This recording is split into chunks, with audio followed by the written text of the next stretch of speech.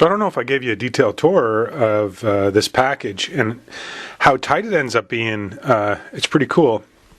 So this is the cover of the old pedal board, and I've got the Behringer UM-2 USB interface stuck on there. Basically, the dials, the knobs hold it in place. It's a really tight fit. So on the back there you have your XLR input, instrument, direct override, and headphone jack. Also, it's got little LED indicators to see if you're clipping or if there's a signal there. So we got the 3 native knobs for the Behringer coming through the chassis. An upgrade I did was put a hole to get the SD card out without having to undo the whole thing. It's a little awkward. My hole is a little off. So anyway, there's the front of it. So when we turn it over, geez, I keep losing these light pipes. I lost one light pipe for this guy over here. So I've been looking for it, but that's going to get in the way of that third LED that I just wired. Anyway. So on the inside you have the Raspberry Pi right here with connections to the HDMI and the power connections being routed out. Now what's funny is I had to use the USB. I had to come out of the chassis and back in to plug the audio interface into the Pi. So it's really tight. It goes in nice.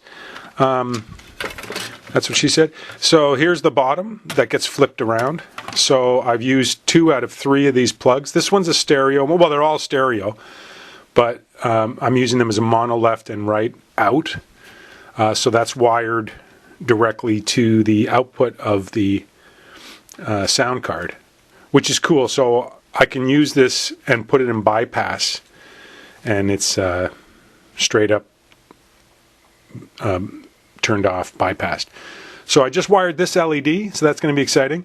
I rewired the switches, and here's the ribbon cable that I use to connect to the Raspberry Pi GPIO pins, which allow me to read analog switches, buttons, drive LEDs.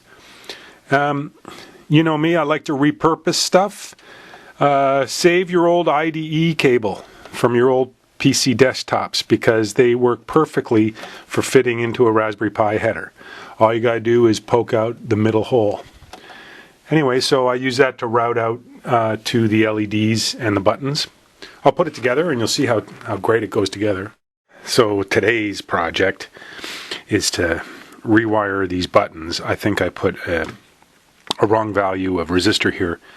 So when you press one button, it thinks that all buttons are pressed. So I'm going to fix that. These LEDs are working great. And I'm going to replace this LED. So I have 4 LEDs in total. And it's really tidy right now. Looking good. So I'm going to have to go in there and put in the new LED, and I'm going to need to replace these resistors on each of the button banks. The red marked band on this ribbon corresponds to pin number 1 on the Raspberry Pi header. It's really perfect. Save all your old IDE cables. I just want to make sure my LEDs aren't obstructed by the cable when I plug this in.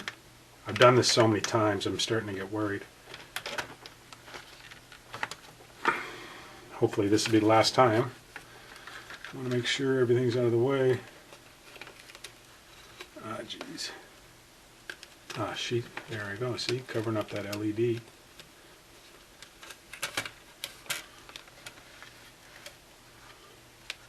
Make sure all my little feet are in place.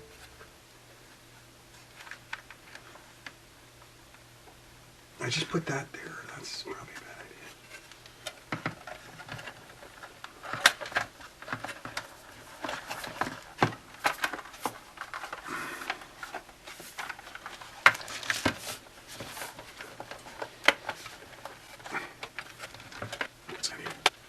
This is light. No.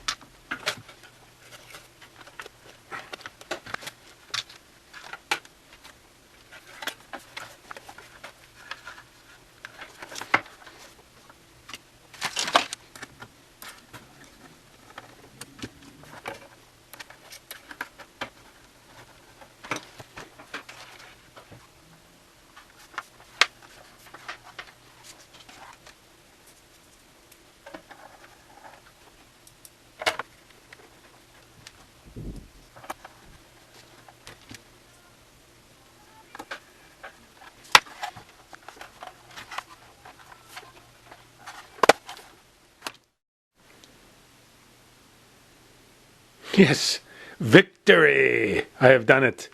When I press this button, it cycles through my pedal boards. All right, we're ready to go headless. See if I can get everything in frame here so you understand what's happening. This unit is incredible.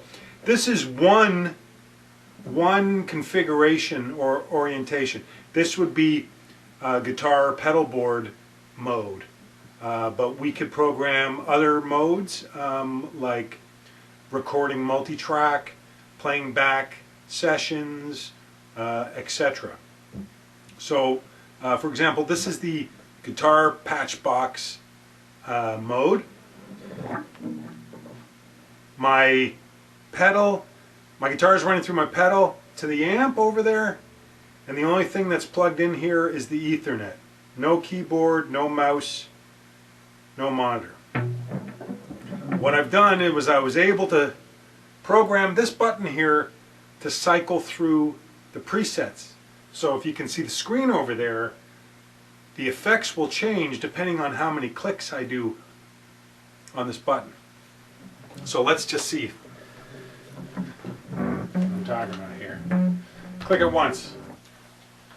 See on the screen it goes to straight through.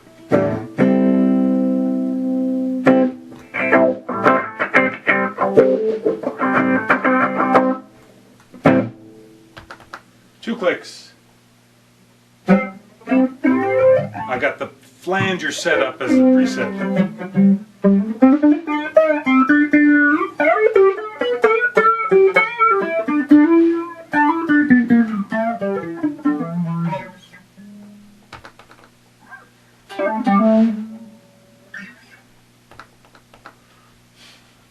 I'm trying to hit it. I should be wearing shoes. Okay, here's the phaser.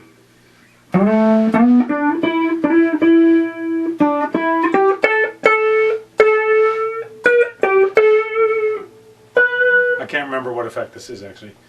1, 2, 3, 4.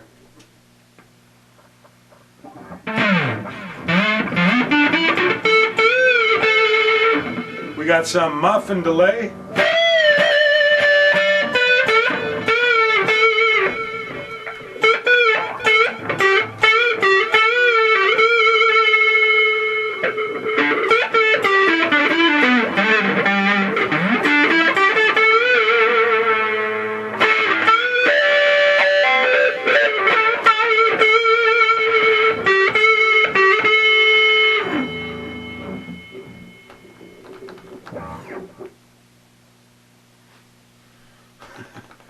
I like to program it to be able to just cycle through these.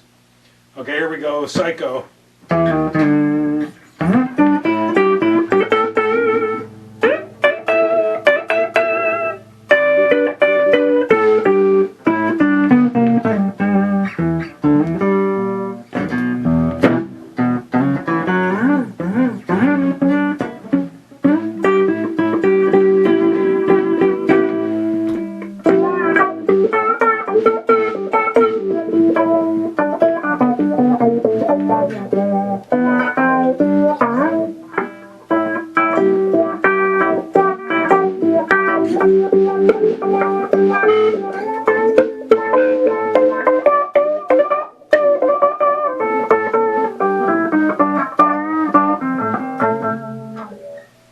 Okay, and now if I just hold the button down for 5 seconds,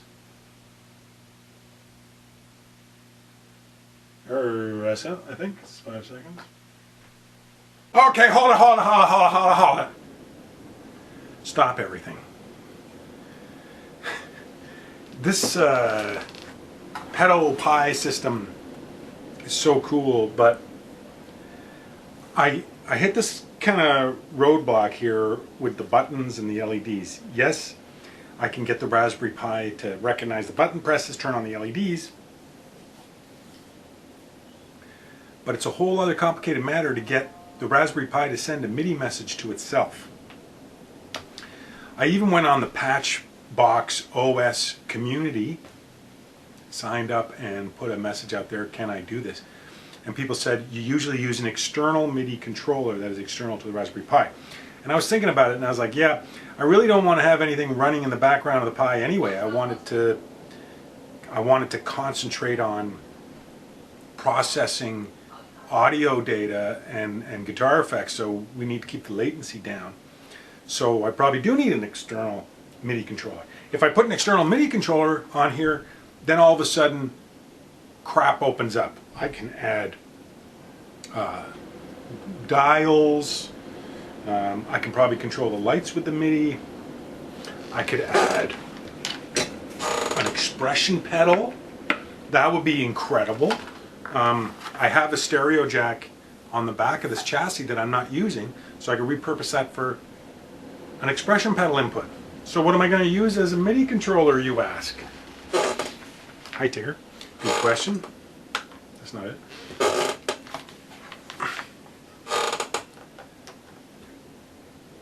I'm going to see if I can program this little sucker, which is an Arduino Nano, to be the MIDI controller. Processes the buttons, handles all the inputs and LEDs, and then that takes away the processing power from the Raspberry Pi to have to worry about all that. This little guy would be the MIDI controller, talk to the Raspberry Pi. Okay, now I've opened up a kettle of fish, because I want to go in there, I got to rewire all the buttons, all the LEDs, I got to make a little board for this guy, I got to do some stuff. So, hold the presses, and there's going to be a little bit of rejigging of the electronics and figuring out and how to program and how to make two little single board computers compatible. So, I don't know what to tell you. I'm going to be down for a couple days in the old electronics lab here. This thing is going to be amazing. And this is the prototype platform. I'll be able to source out parts, standardize the build, and make you one. That's right, I can make you one.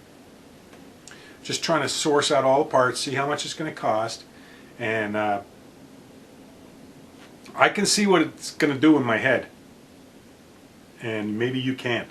So stand by, stay tuned, and get rocking. All right, keep on rocking in the free world.